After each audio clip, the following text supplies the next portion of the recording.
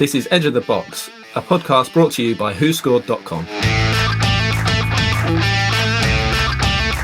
Hello, welcome back to the Edge of the Box podcast, a podcast by WhoScored.com in association with Bet Victor. Fixtures absolutely in chaos at the moment, so what we're going to do for this podcast episode is have a little award ceremony. So I'm joined by Jonathan Wilson, obviously because he wins so many awards, so it's good to have him on board for the podcast. I don't seem to be nominated for any of these. I don't know what's going on. You might be able to sneak you into some of them. I think there is one of the biggest flops in there. We might be able to get you in for something, Jonathan.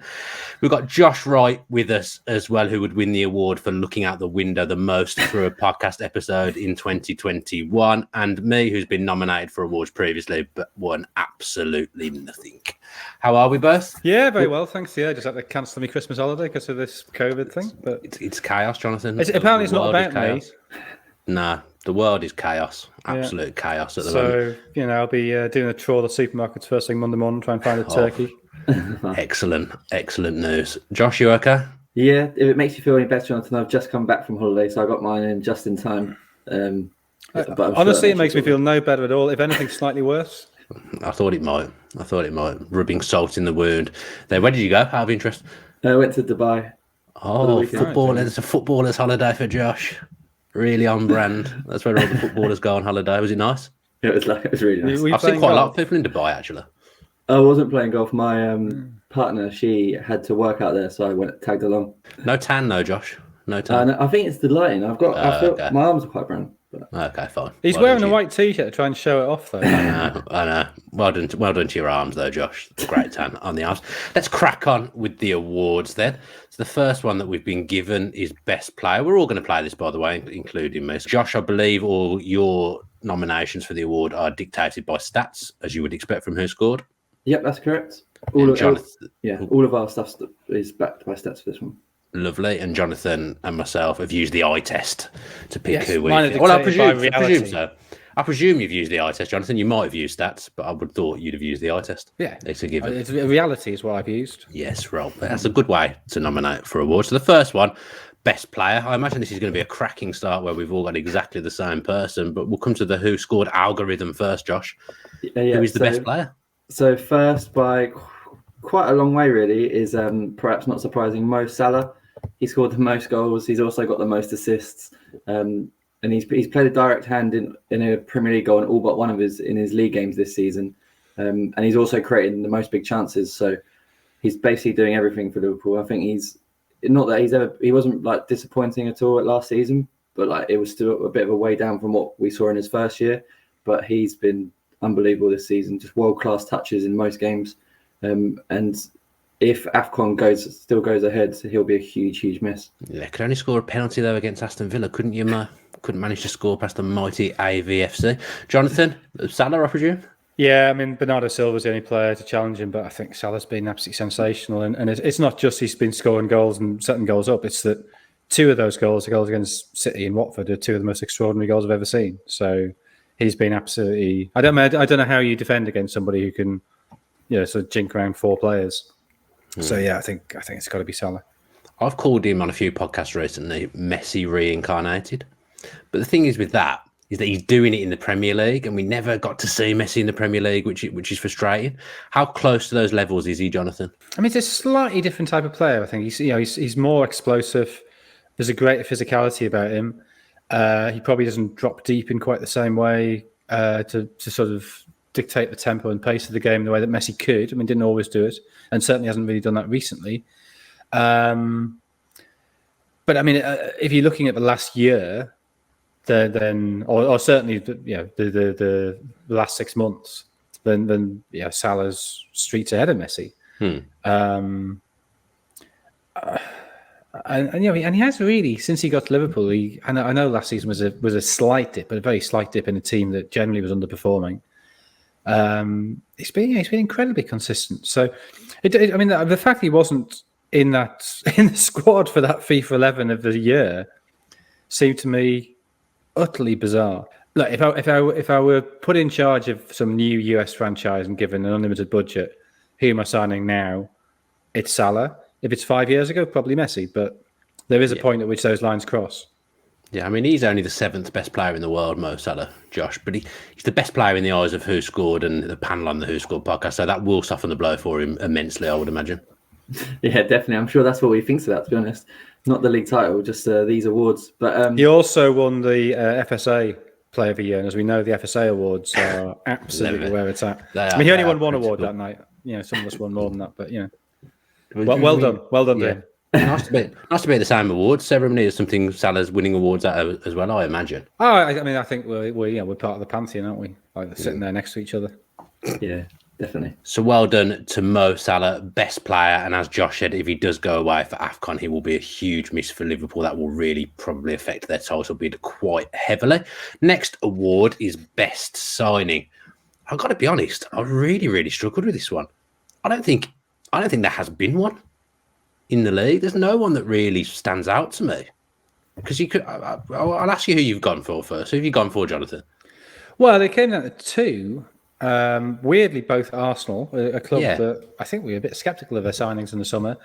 So it came down to Aaron Ramsdale, or the one I ended up going for, which is Takahiro Tomiyasu, who I think just sort of he's quietly gone with his job, and he's been very good at right back for them. I think he gives them nice balance in that he's a bit more defensive than with whoever they play on the left, whether that's Tierney or the other lad. What's he called? Tavares. I think that works well. The fact he has experience of playing as a centre back. That when he was in Italy, often played on the right side of three. But I think he's just in a slightly old-fashioned way. He's not a sort of really attacking fullback in the way we've seen recently.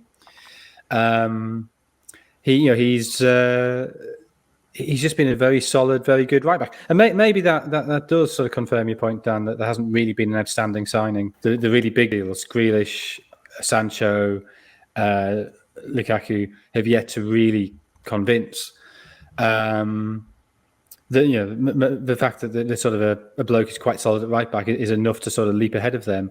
But I really can't think of anybody else who.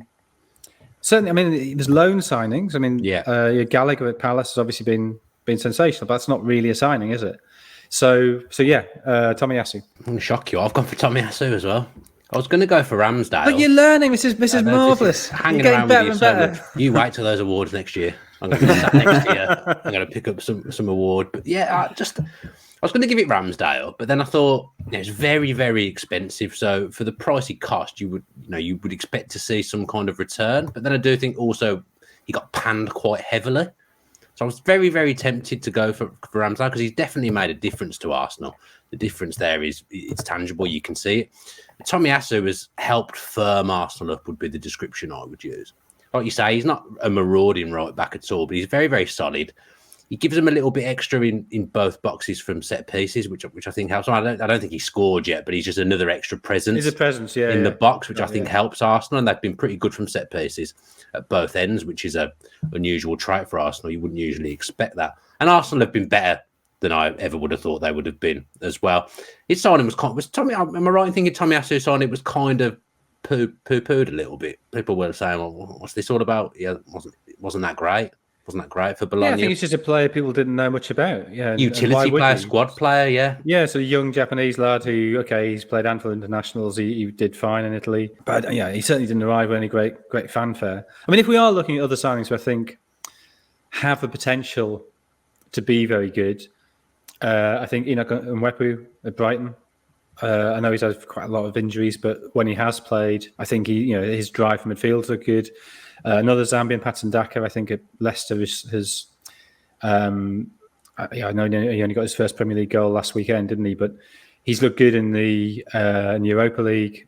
When Leicester looked good, he's looked good in the Europa League. I think his pace and movement is promising. But Zuma at West Ham. Yeah. No, it's fair. But these are not sort of the sort of big sort of headline capturing signings of the summer. I mean, Lukaku, it feels like he's barely played for Chelsea. Grealish for 100 million will be a sensational signing, but at the moment, he's probably not reached the levels you would expect of a £100 million player. Josh, what do the stats say? I'm not sure you're going to like this one because it is a loan signing, but we've got Conor Gallagher. He's actually the 4th top-rated player in the whole of the Premier League this season.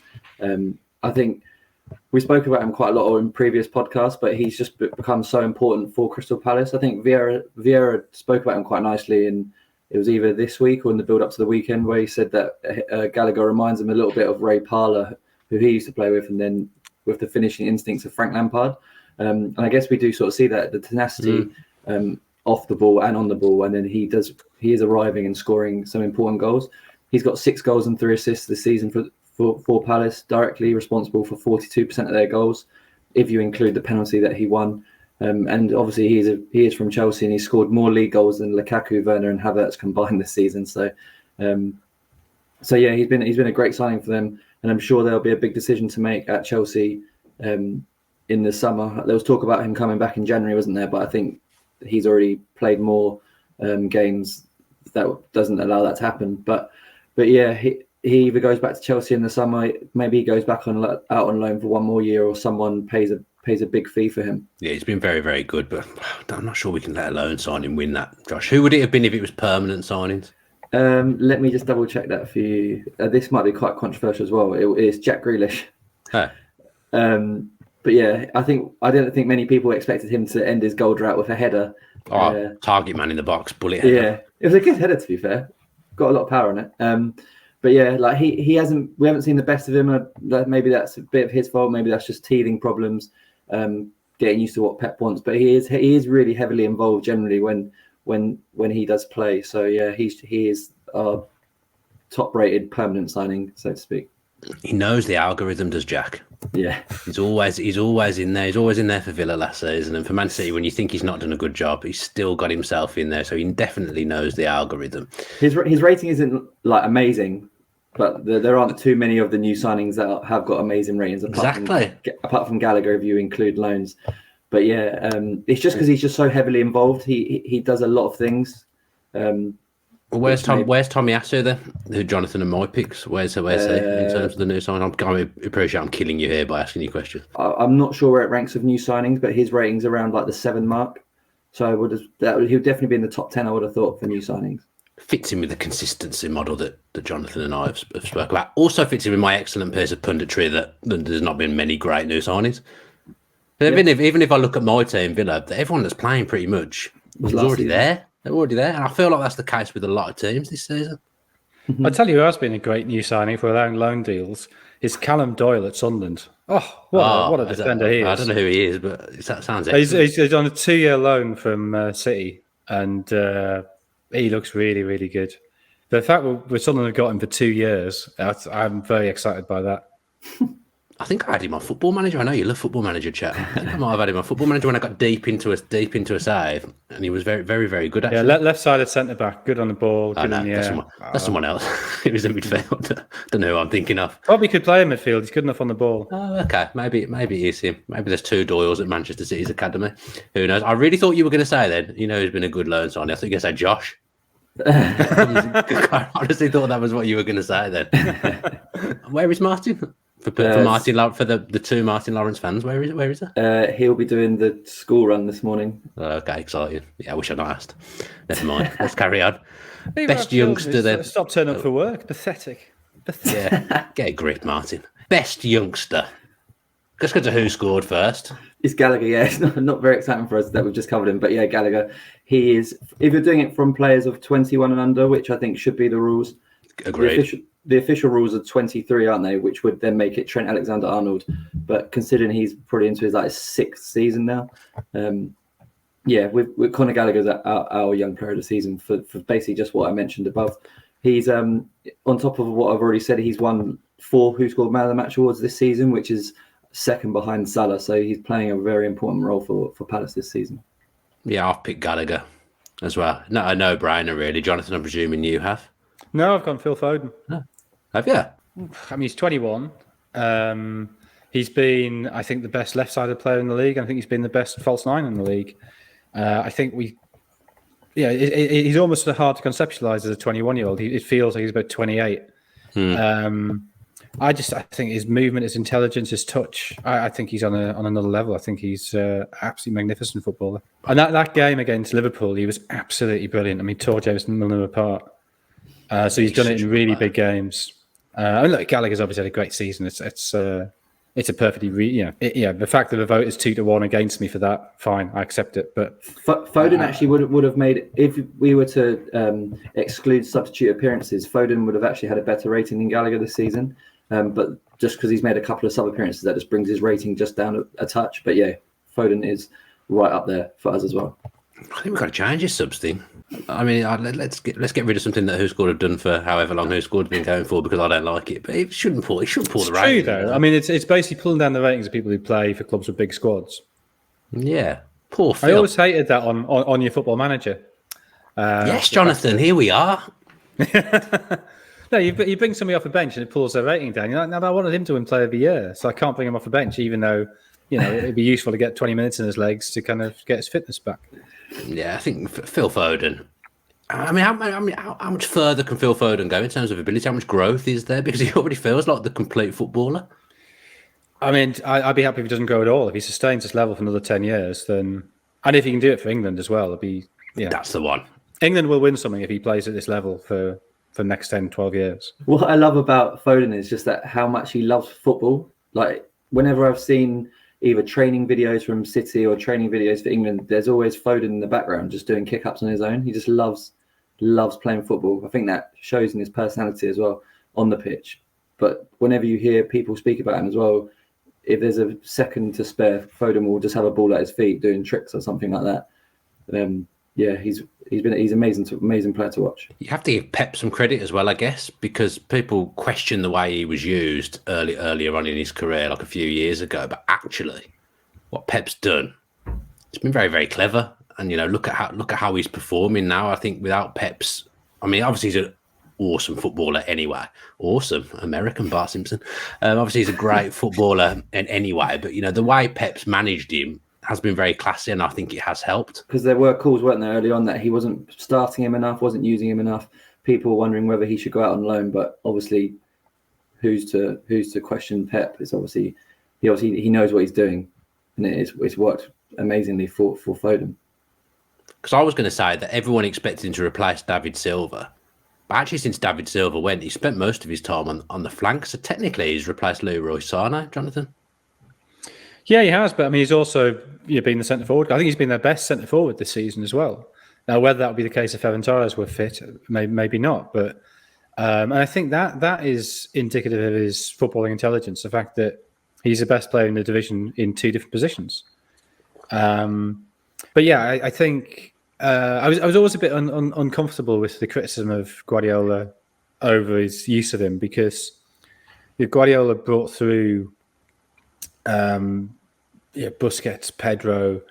His management of youth at Barcelona, Piqué, was sensational. He clearly knows exactly what he's doing with that, and so I was fairly confident that he would get it right with Foden, and that if Foden was actually as good as we thought he was, there would be a moment when he suddenly exploded, and that is exactly what's happened.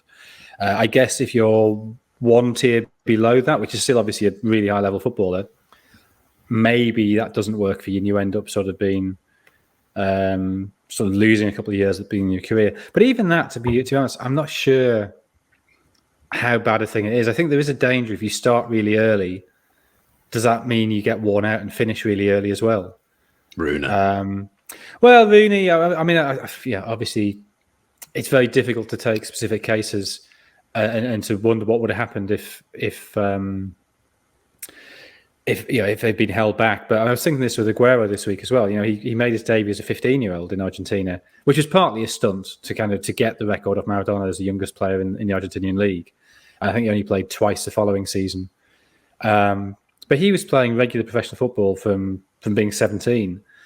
And you do wonder what a toll that takes on a body. That I know there's sort of a theory in the game that players have about 500 games in them, and it doesn't really matter if you start at 17 or 23. 500 games is what you like to get, and that's why people like Jamie Vardy have been able seemingly to go on forever because they started quite late. Interesting theories there, Jonathan. Next category is the most impressed by category, that well-known category that you see at award ceremonies across the globe. Again, I'm going to imagine we've possibly got the same answer here. Jonathan, who have you gone for? So this is somebody I didn't really expect much of. He's done really well. I think it's quite generic. I think Martin's left it quite open. Just most impressed by. In which case, it's Aaron Ramsdale, I think. Okay, that's fine. That's different to mine. I mean, I suppose you could say Conor Gallagher again and make it really boring. The Conor Gallagher cast. In that I had essentially no expectations of him because I didn't really know a lot about him, and he's been really good. But Ramsdale, I was very sceptical about Arsenal's transfer dealings in the summer.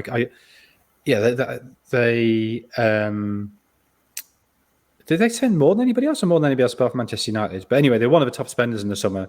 And I looked at the improvements they made to the squad and sort of thought, I'm not convinced that's really made them that much better for quite significant outlay. I think particularly when you look at letting Martinez go and then signing Ramsdale, I was very doubtful as to whether that. I mean, I'm still not convinced that's necessarily an upgrade, but it doesn't look quite the economic madness it did in the summer to pay more for a player to replace somebody else when he wasn't necessarily that much better. But Ramsdale, I think, has been excellent. I think he's much better than I'd given him credit for.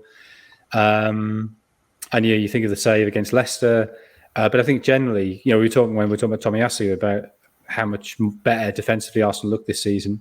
Maybe not against the very best sides, but certainly against the sort of bottom three quarters of the Premier League. And Ramsdale's a big part of that. I didn't think he was necessarily required. I didn't think he'd play. And I thought he'd add to the chaos at Arsenal a little bit. But actually, he's brought a bit, not calmness, because he's not a calm character, but he's just brought some level-headedness to the Arsenal back line. He's brought a bit of character as well to the club. When it happened, I just didn't think Leno was that bad that they needed to spend that much money on a new goalkeeper. But he's come in and he's been great. And as you say, the character he's brought to the team, he seems to be a fan favourite already. And he does seem to be. I just didn't expect it, to be honest. Didn't expect him to have that sort of that presence about him. But he's quite an imposing guy as well. He's got massive, long arms, which I guess helps for a goalkeeper. But yeah, just a tickle. Just looks. He's just performed well beyond my expectations of him. I think every game he's making like a couple of really impressive saves. It's not just like one every few games. It's every game. Who did WhoScored pick? Well, who did the algorithm pick? It was, Ramsdale was in consideration, but it was Emmanuel Dennis of Watford. He was also quite close for the new signing, but just the fact that he failed to score in 18 league appearances last season across spells at Club Brugge and FC Köln, and he's come in and smashed it for Watford. He's got 7 goals, 5 assists for a pretty chaotic Watford team. I guess maybe that's helped him because he does seem quite chaotic when he plays.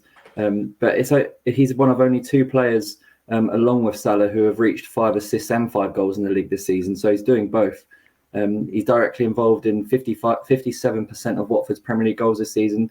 And it's not just that as well. He's worked hard. Only Dwight McNeil is making more tackles per game of like forwards and wingers than Dennis this season. So he's come from nowhere really, and he's playing a big part for them, and he will do if they're to beat the drop. Yeah, I went to Vicarage Road for the first game of the season because Villa had Watford and Dennis scored, and I heard someone say that's his first goal for over a year, and I thought, typical. That'll be his only goal for the season. But he's exceeded expectation. I don't know whether this is still the case, but there was a point where him and Salah were the only ones to be above a certain number in terms of goals and assists. Is that still the case? Does anyone know? I think they might have both been the first to go past 10, but that's not the case anymore. I think Vardy and Hotter are both there now. But yeah, he might have been with I think Salah. It was 5 goals and 5 assists. So over 5 goals and over 5 assists. So that's still the case. Yeah, they're the only 2 players who have done it in the league this season. I think that's very, very impressive. Yeah, and I guess that is the hope for Watford, isn't it? The Dennis and Josh King are both scoring, so they can sort themselves out at the back. They at least do have firepower to maybe get a couple of wins. They remind me a bit of Villa under Paul Lambert. Absolute rubbish, but they're a front 3 that caused teams problems and that would get enough goals to just about keep your head above water. So with Salah thrown in that front 3 as well, I think Watford have got more than the likes of Southampton and might just stay up because of that front 3. Is that fair? Well, it's possible, yeah. I mean, I feel sorry for Hasenhüttl because I think he's a very good coach. He's been a bit let down by constantly having to sell players. I mean, Southampton squad this season is clearly weaker than it was last season, having lost Ings and lost Vestergaard. So yeah, I guess it's a question whether Hasenhüttl's organisation can outweigh the firepower that Watford have. Obviously, as well, Watford will lose the likes of Dennis and Saad to AFCON if it still goes ahead. So that could be quite damaging for them. Yeah, especially with the way they defend, that would not be helpful at all for them. I went for Bernardo Silva because I think he's very unlucky not to get best player. He was kind of seen to be on his way out at Manchester City, and he's just been incredible. Certainly the best player I've seen live in the flesh this season. Absolutely ran the show at Villa Park. And every time I've watched City, which has been a fair bit, he's just been the standout player wherever he plays, and just a wonderful, wonderful footballer. And he works so hard as well. Is he second to Salah, did you say, Josh? No, he is. Bernardo Silva's fourth. Wow. Okay. Yeah, he's been brilliant. And in recent weeks, he's added output in terms of goals. He's been a reliable goal scorer for City in the last month or so. Yeah, I think he's already equalled his best ever Premier League goal scoring season, and we've obviously still got more than half the season to go. Yeah, he's been. We mention it on every podcast, but it's just mental to think that he was on the not on the cusp maybe, but the door was open for him to leave if the right offer came in. Other clubs must be devastated they didn't try and get that one over the line. Villa, don't forget the 100 million. That's for a bit of Bernardo Silva in exchange. I've got absolutely no idea whether he ever would have come near Villa Park. I would have quite enjoyed that. That would have been good. Would he have come? No, he wouldn't have done that. But I think that's where you see the impact of COVID on, and particularly beyond England, on the finances of clubs. That I think there's a whole category of player who in previous seasons might have already left, who are still where they are. Look at something like Son. I think in 10 years ago, the likes of Barcelona and Real Madrid might have been sniffing around Son. And if he was getting frustrated the way things are going at Tottenham, I think you may see the same thing happen with Salah, that essentially nobody else can afford him. So he ends up staying at Liverpool.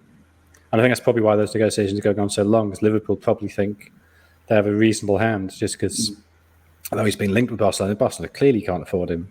I mean, it's ludicrous how many. I see Barcelona linked with Haaland yesterday. Ridiculous. I mean, of course they can't afford him. It's absurd. Aren't they signing Ferran Torres? No, I saw that yesterday. Every week they're linked. Yeah, they're linked with him constantly. But again, why would he leave? It just doesn't make any sense. Unless he's really homesick and wants to go back to Spain, which is possible. I don't know. But from a pure football point of view, it'd be ludicrous to leave City to join Barcelona now. Yeah, they might not even be in the Champions League next season. So yeah. I mean, no certainties to go far in the Europa League, to be honest. I know. And just back on that point, I think it's players like Pogba as well. I think even though he is probably going to be a free transfer, so to speak, I think he's going to find it difficult. I think that's why he's still said to be open to potentially staying at United, because I just don't think that he's going to get the wages that he perhaps thinks he might, or he would have done in years gone by. I don't think Real Madrid or Juventus will be happy to pay whatever it would be, 400,000 a week sort of thing for him. Yeah, well, I mean, we could do a whole show on people that are available for free in the summer. There's absolutely tons. There was an article, I'm plugging other things I do here. There was an article in The Athletic the other week. So many good players. I didn't know we didn't like The Athletic. Oh, no. I don't mind them. Oh, good. Just sort of contractually kind of bound by the Guardian to pretend I hate them. Get yourself a subscription, Jonathan, for Christmas. I'll get you a subscription for Christmas. I've got a subscription. Oh, okay, I don't need to get you one then. Excellent. I made a nice offer, and you've already got one, so I don't have to follow through with it. That's what Christmas is all about. In the Christmas spirit as well, the next section is biggest flop. No, the award nobody wants. Nobody wants to receive this award. I've said it every category so far. Could have possibly gone for the same player here. I'm going to go in with a confident yes. We've all gone for the same player here. What do WhoScored say? I don't really like saying it because he is not a friend of the show, but he does share our content quite regularly. Or he did at least when he was at Dortmund. But yeah, we've gone for Jadon Sancho. Maybe not all his own fault.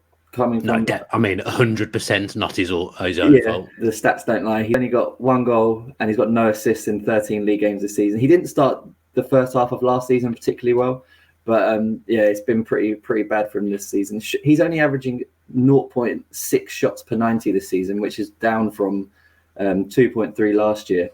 Divock Origi's has had as many shots as Sancho in the league this season, and he's only played 38 minutes for Liverpool. So, yeah, I think we've seen him like the Chelsea. He took his goal against Chelsea really well, and he scored a great goal in the Champions League. And United haven't really played since, so he hasn't really had time to kick on from that. But it's been a really disappointing start for him, especially for the money paid and the expectation. But I guess that's mainly was Solskjaer's fault. And the hope is that someone like Ralph Rangnick will be able to get the best out of him, which I'm sure he will. Jaden, please keep sharing the stuff on WhoScored, because everyone likes it when you share WhoScored stuff. We believe in you, though. I don't think it's your fault. I think you're going to come back really, really strong. I've gone for Sancho as well, because the money spent, the impact I expected him to have, because he's an unbelievable footballer. But like you say, Manchester United has just not been a good place for him to develop, a good place for him to go and make a name for himself in the Premier League. But he will, if Manchester United sort themselves out, Jonathan, Sancho will come good, because he's a great footballer. Yeah, I mean, I sort of had him on my shortlist, and not really going for him in the end, just because it's just so obviously explicable what the problem was. That Dortmund, he was in a very structured system, and suddenly he's at Manchester United, where the attacks aren't structured. It's very much work it out yourself. And then since Solskjaer went, and they have become a bit more structured, he started to look good again. So. He was on a list of 4. None of them. I'm not really happy with any of the 4 of them. So Lukaku, I think. I mean, I know there's been injuries, but I don't know. He seems to almost have disrupted the system more than anything else at Chelsea. I'm sure he will be good, because he is. He's just a good player and an intelligent player. And I'm sure if he hadn't had the injuries, that would have worked itself out by now. Saul, I think, has been terrible. But brought in on a very late loan deal. Sort of, he is a player who's drifting. Can we get something out of him just to bolster the back of our midfield where we are a bit short? I don't know if it's fair to pick him. And the other one is just because he's a player that when he was last in Premier League, even though he's playing for Newcastle, I really liked him. Is Salomon Rondon. I remember seeing Salomon Rondon playing for Venezuela at the Copa America in 2011 and thinking what a magnificent footballer he was. Somebody who led the line brilliantly. He'd happily play 40 yards from his nearest teammate, but you'd whack the ball somewhere near him and he'd win a throw-in or a free kick, or he'd just get a corner or get a shot off. And I think it's for essentially a decade is running that incredibly lone front man. So just doing the job of the front half of the team himself. I think he was the best in the world. I think he did that really well under Benitez at Newcastle. And he hasn't looked anything like the same player at Everton. Now, I know that he struggled in pre-season, and I know he probably isn't fit enough yet. But he looks a lot older than 32. That's not the body of a 32-year-old. And I hope he can get it back, because I think he's great when he's on song. I could see why Benitez wanted him, and obviously Benitez had him in China as well. But so far, I know he got his first goal last week, but he's been pretty hopeless. Who are you going for then? Did you choose? Ronaldo. Yes. Well, no, Ronaldo hasn't been a flop. Ronaldo's just caused us complications and difficulties, and I would never have signed him. But he's obviously not a flop. He's scored lots of goals. Is it Sancho? I'll go with Sancho. Yeah. Just wanted to pick. It was all right. He wouldn't give me what I wanted, but yeah, Sancho. Oh, that's not good. A clean sweep for Sancho in the award that nobody wants at all. He's only got a quarter of my vote. So 2.25 out of 3. Okay, well, he's the majority. Yeah, Josh and I have plumbed. Well, but he himself must know that he hasn't had a great start. I just think it's not his fault. It's the crux I of would the also situation. agree. Yeah. You have to pick someone, and that was the one that leaped out to me. Team of the season so far, then. Unbelievably, we've all gone for the same formation. WhoScored have moved away from the traditional 4-4-2 and have gone for a 4-3-3. So we can do that thing where we go player by player in each position, which is excellent and obviously makes it way more entertaining. So goalkeeper, is it Ramsdale for WhoScored? It is Ramsdale. Yeah, he's got 8 clean sheets this season. This is more than he managed in the whole of last season. Only Alisson and Ederson have more, and he also has the best save success rate in the league at 80%. So yeah, Ramsdale takes it for us. Yeah, I think Edouard Mendy was close, but I think Chelsea's recent run of conceding, I think it's 6 games in a row, has cost him a bit in the ratings. So yeah, Ramsdale is now clear. Yeah, recency bias. Had that bad game at West Ham, which is sticking in my mind because I was going to put him in. But Ramsdale, I've got to eat humble pie.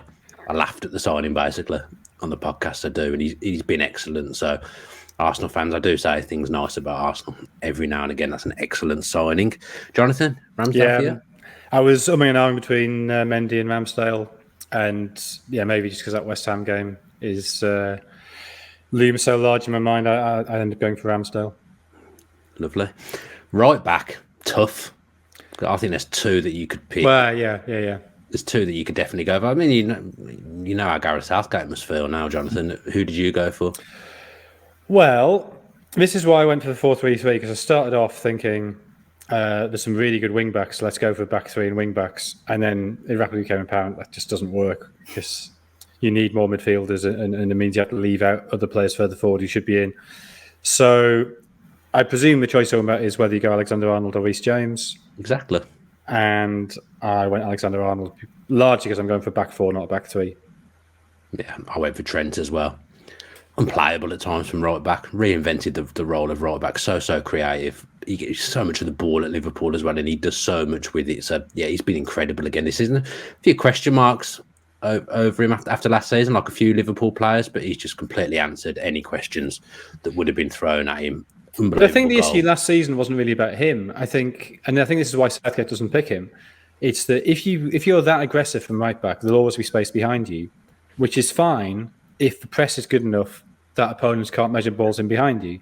But if the press isn't working as well as Liverpool's wasn't last season, and you think of the Real Madrid away game in particular, when Toni Kroos had loads of time to just plink those little passes in behind Alexander-Arnold, and he looks terrible. He's not doing anything different. He's still making those same moves forward. It's just that he needs the press along with that to protect him, so that nobody has the time to realise the space is there and to measure those passes. And that's why I think it would be a massive risk, particularly given that there's such a wealth of right backs, if England played him, because international level, you're never going to get that level of pressing that you can get at a good club side.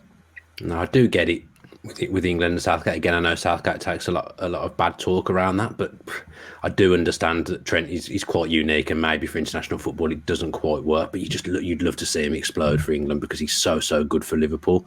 Josh, what do WhoScored say? Yeah, we've also got Trent Alexander-Arnold. He's the second top-rated player in the whole league for us. But yeah, he's just been unbelievable. It's amazing how Liverpool's system is so good that it gets him the ball so much, and it's strange that other teams just don't try and stop that. He's the most creative player in the league, which is saying something for a right back. Although I guess fullbacks do tend to touch the ball more than anyone else. But yeah, he's more creative than the likes of De Bruyne, Bruno Fernandes, those sort of players. And yeah, he's got 7 assists, and the goal he scored last night was incredible. It almost broke the net how hard he hit it. But yeah, we won for Trent as our right back in our team of the season. I guess it does help having Mo Salah in front of you as well. He might occupy quite a lot of defenders and midfielders' thoughts, so that probably does help a little bit. Right centre back, Josh. We have got Joel Matip. It was close. It was close up until last night. It was actually Virgil. Well, not for the right centre back, but in the defence, it was Virgil van Dijk. They actually traded places last night because obviously Van Dijk didn't play. But yeah, injuries have really impeded Matip in the last few years. He's already started more games this season than he did in each of the last 2 seasons. And I think Jurgen Klopp confirmed today that he has no intention of coming out of international retirement for AFCON, which is a surprise, I think, considering it's in Cameroon. But he hasn't played for 6 years though for the national team. So yeah, that's true. But yeah, Matip takes it. And I think a lot of Liverpool fans would say that Matip has been their best defender this season. I think Van Dijk's been great as well, especially coming back from that long-term injury that he had. But yeah, Matip just gets it in for us at present. Yeah, I mean, I assumed it would be Konate or Gomez next to Van Dijk this season, but Matip's come in and been absolutely excellent. He was in my thoughts. I haven't gone for him, but we'll go to Jonathan first. Who's your right centre-back? Well, I was looking at the pairing. So initially, I went for the Chelsea pair, Thiago Silva and Rudiger. But then I thought, actually, do they need the 3 there? I'm not sure I'd trust Rudiger in a 2. I think he probably benefits from having that extra protection. The way he's so on the front foot. And so then I know that Ruben Dias tends to play on the left, but he has played on the right. So I ended up, I find it difficult to decide between Thiago Silva and Well, Ruben Diaz is definitely one of the two. And then do I go Thiago Silva or do I go Van Dijk? I think Van Dijk has improved the last couple of months. Liverpool's run of 8 wins in a row. They only conceded 3 goals in that spell. I think they have got, having added, it looks slightly iffy defensively towards the start of the season when they let in 2 away against Atletico, when they let in the 3 against Brentford, the 2 at home against Brighton. You did sort of think this is a bit like Klopp's first full season when they did look a little bit shaky at the back. But those 2 1-0 wins they've had against Wolves and Villa recently, I think you see the defensive structure being back. So I'm going to say Diaz and Van Dijk as my two centre-backs. Diaz and Van Dijk. Who scored second centre-back, Josh? Thiago Silva, which is quite a nice pairing of considering they're both free transfers. But yeah, we've got Thiago Silva alongside Matip. I think he's still our top. If you look at players aged 35 and over in Europe's top 5 leagues this season, which is the likes of Ronaldo, Modric, Ibrahimovic, David Silva, Manuel Neuer, those sort of players, Thiago Silva's actually got a better rating than all of them. If you widen that to 30 and over, so you have players like Messi and that in there, Lewandowski, he's 7th. So he's performing so well at such he's 37 now, and he's still throwing his body on the line. I think he's in the top 5 for most block shots per game this season. So, and he added another dimension to Chelsea's back 3 as it is now. But yeah, Thiago Silva alongside John Matip in for WhoScored. And I've gone for 2 completely different people to what you 2 have gone for. I've gone for Gabriel and Rudiger. I think Gabriel at Arsenal, I think he might be their most important player. When he's not there, you really notice. And yeah, that's very true. He's been a threat from set pieces as well. Arsenal are sitting higher than I thought they would be. I don't think he was playing at the start of the season when they were shipping goals and getting beat left, right, and centre. Was he, Gabriel? No, I think the first 3 games, didn't he? Yeah, comes back in, and that's a considerable factor as to why they've been better since those first few games as well. So he put Gabriel in. He could be a wild card candidate to be Arsenal's next captain. To be honest, when you look at them, I don't think. I mean, he is an Arsenal player, and seemingly anybody can get the armband. I mean, there is no natural leader there whatsoever. I know, that's what I mean. But I wouldn't have even said Aubameyang is a captain material. No. But there don't really seem to be many natural, obvious picks after that. So I wouldn't be surprised if Gabriel did get it. I mean, the other people I kind of looked at trying to get in was, given how good Wolves have been defensively, trying to get in. I thought about Cody, Roman Saiss, Max Kilman. But yeah, Diaz and Van Dijk, you know what you're getting there. I mean, on paper, I would say that's the best centre-half partnership out of 3. But yeah, I've gone Rudiger. So, like Jonathan says, in a 2, maybe not, but he does give something extra to Chelsea at left centre-back. He gives you a threat going forward as well. Yeah. I mean, I think my team would score some goals from set pieces with Trent delivering and Gabriel and Rudiger in the box. I think we'd be the biggest threat from set players, I would say there. Left back then, Jonathan? Cancelo. Yep, same. Josh? Yeah, same for WhoScored. I think we're quite fortunate that Cancelo has played quite a lot on the left, because it would have been a bit of a problem trying to get him and Trent Alexander-Arnold or Reece James in that right back. But yeah, Cancelo for us, he's incredible, isn't he?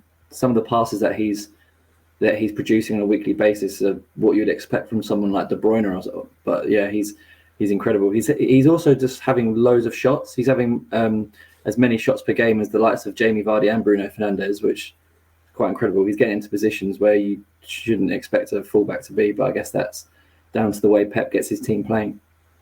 I think it's part of the problem with Grealish, and Cancelo's kind of doing the stuff that Grealish would want to do, cutting inside from the left flank and getting shots or crosses off or passes. And Cancelo is doing that essentially. He's kind of taking up Grealish's space a little bit, but he's been unbelievable at left back.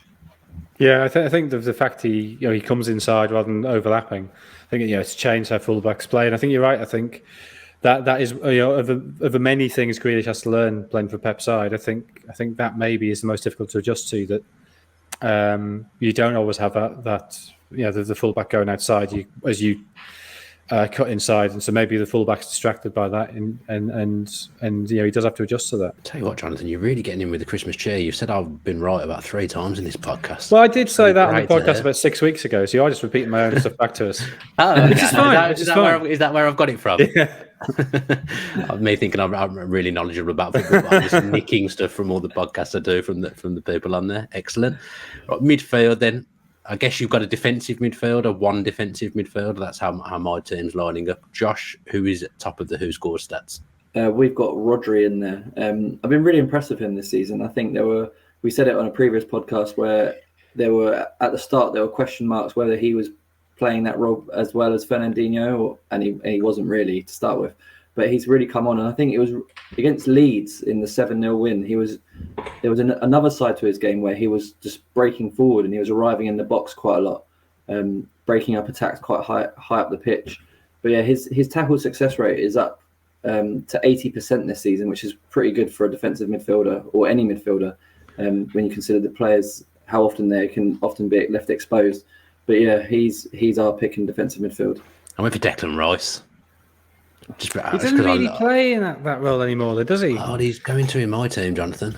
Okay. Well, no, he can do it. Yeah, to be fair, he can do it. No, I went Rodri. You went Rodri as well? Yeah. Outnumbered. I sort of was thinking this, with West Ham sort of, struggles is overstated, but they're a slight blip recently. And one of the things they seem to have lost is Souček's goals. And I wonder whether I thought about that the other day. Whether Rice's forward runs is meaning Souček's having to play more defensively, and so they've lost a little bit of thrust from him. Are we agreeing again? I mean, Jonathan, maybe we should do our own podcast. Forget WhoScored. We'll go off on our own. It'd just be no debate, though. It would just be like, yeah, I agree. Yeah. No, you're wrong. Yeah. Everyone would be like, these two, they just know their stuff. We're pretty sure the host's copying Jonathan, but these two know their stuff. I think Rice can play at the base of a midfield. He can. And he's one of my favourite players to watch. You see, I've got Rice in the team on the right of the three. Spoiler. Yeah. Spoiler. Go on then. Who's your two in front, Jonathan? Rodri, definitely. Bernardo Silva, definitely. Then it was whether I went for Rice or Conor Gallagher. I've gone for Rice just because I would like that little bit more protection. And then, you have the option of Rodri, as we saw against Leeds, that Rodri can break forward and Rice can tuck in. So I think picking Rodri, Rice, and Bernardo Silva, you have got a bit of flexibility there that they're coming from different angles. Algorithm? We've got Conor Gallagher and Bernardo Silva. So who Jonathan was toying up between. But Bernardo Silva, for someone that is obviously very small and doesn't look very physically imposing, he does get about a bit, doesn't he? He's making more tackles per game than Fabinho and Thomas Partey, which doesn't say great things about them, what they're doing. But yeah, Bernardo Silva, Rodri, and Conor Gallagher for us. Once again, I'm completely different to both of you, which I'm not sure is a good thing. So I've gone for Gallagher and I've gone for Jordan Henderson. I think he's having I'm never going to criticise the inclusion of Jordan Henderson. He's scored a couple of goals this season. I just think he's one of the players that's really making Liverpool tick. He's a great footballer. He's passing. He's made some unbelievable passes this season. You think of his assist against Manchester United. He played a lovely ball against Newcastle last night in the first half on the volley. Henderson's having a really good season, and it's going a little bit under the radar because you kind of think of him now as he's moving away from being in England's best 11. It seems to be Rice and Phillips. You've got Bellingham coming through. But Henderson's still got an awful lot to offer, and he's an integral part of Liverpool. I just think he's having a really good season. Yeah. I mean, there's a serious danger I won't get Weird Side of the Year this year. I think Jordan Henderson might nick it off us. Is that another award that you win yearly? It doesn't exist. Just a mad. Well, there's a real award. Well, I mean, Emily Sandé dominated for ages. You've had Lovren Laverne there, there or thereabouts. But yeah, I think Jordan Henderson's probably nicking it off us this year. Yeah, honestly, I think he's been brilliant this season. I don't know what the word is, overstate. I just think he's been really, really good for Liverpool. And as I say, he doesn't get the credit he deserves. A better footballer than people give him credit for, I would say. I actually thought that when Klopp came in, that Henderson would eventually be phased out. Van Dijk would be made captain, but he's proved... I think he did prove Klopp wrong as well. I think they had a chat, didn't they, that there was a time where he was out of the team, and I think Henderson told him that wherever you play me, I'll carry that role out to the best of my ability. And I think he has proved a lot of people wrong in the last few years. I actually really like him at the base of Liverpool, like he was last night at the time of recording against Newcastle. I know Fabinho's always going to play, and he's an incredible footballer as well. But he said that he has to get that bit more time on the ball to do his thing with his passing. So yeah, Henderson, great season so far. Front threes, I'm not convinced by mine at all. Right hand side, I presume we've all got Salah, who we've already spoke about. Yeah. In the middle, WhoScored have gone for Diego Jota. He just there's a few changes actually in midweek. The last midweek games, there was a few changes in attack, but yeah, Hotter's come in now as the central striker. Nice. Jonathan? Yeah, Diogo Jota. God. Right, you may have noticed there wasn't someone in my midfield. So I've gone for Bernardo Silva as a false 9. Okay, well, I toyed with... I mean, I've got Foden on the left. I toyed with Foden as a false 9 and Bernardo Silva on the left to get Gallagher and Rice in the midfield. So again, I've kind of worked in a way that you were thinking about, which is a great thing. Oh, look, we've got Gallagher on the bench. We can bring him on and we can go to that system if that's the way it works. Yeah, the only bit I'm not sure of on my side is the left-hand side. I haven't concretely got a pick. So who did WhoScored pick, Josh? Just so I can... Foden. And I think this goes into what Jonathan was saying earlier, that Foden's been the best player on the left and in the middle, because prior to last night he was in the middle, and then now he's in the team of the season on the left. So yeah, he's our left winger. I mean, my pick that I have jotted down here hasn't been spoken about by either of you, which is a bit of a concern. I've gone for Rafinha. In a team that's struggling, he has been the one thing that's kept Leeds going. So, yeah, I'm going to stick with that then. Can I just confirm whether it is Rafinha or Rafinha there? Rafinha, yeah. Rafinha. Oh, I think I've spelled it wrong. Yeah, Rafinha, because like you say, they're in trouble anyway. They've had injuries galore, but he scored some important goals. They're pointing to be a lot worse off if he wasn't in the team. Again, one of my favourite players to watch, and I was just trying to mix it up a little bit, really. If you can get the Leeds fans on side, you're in a good place. I mean, I've probably got the Arsenal fans on side with my team as well, and the Liverpool. It's City now. I seem to have a problem with on Twitter. It's moved from Arsenal to City. And I realise in this team I don't have any Chelsea players, which seems deeply unfair. But yeah, I think it's a nice spread on mine. On my team. Mine's very Liverpool City heavy. I presume this will go to a vote on WhoScored Twitter. I would assume, Josh. But we're going to know whose is the best. Yeah, it'll go to once they'll come out. I'll go to a vote, and we'll let the WhoScored followers decide who has the best team or the most accurate team. I think by virtue of the spread, I might come off quite well. And this one again, Christmas theme, lovely spread. I think because I've gone across the different teams, I might come out okay in this. But three good teams, Josh, weren't there? Yeah, they've all played amazing, haven't they? All these players that we've spoken about, apart from Sancho, But yeah, they're great teams. I don't think you can really argue against any of the picks. Lovely. Jonathan, enjoyed yourself? Been tremendous. At the very least, I've enjoyed the podcast. It's been nice to do something different. Obviously, the chaos of the Premier League fixtures at the moment, we thought it would be better to do something different. And this kind of thing is something that fans seem to enjoy. So we've gone for it. Hopefully you agree with a lot of our picks. Let us know in the comments if you haven't. And if you're not already subscribed to WhoScored Edge of the Box podcast with your post notifications on, then make sure you're doing that, please. We really want to get the subscriber numbers up. The views have been good recently, so please keep watching. This will be the last podcast before Christmas, so I hope you have a tremendous Christmas. Hopefully, we're all able to celebrate and do what we want, but we will see what happens. But yeah, whatever you're doing, have a great Christmas, and as ever, make sure you stay safe.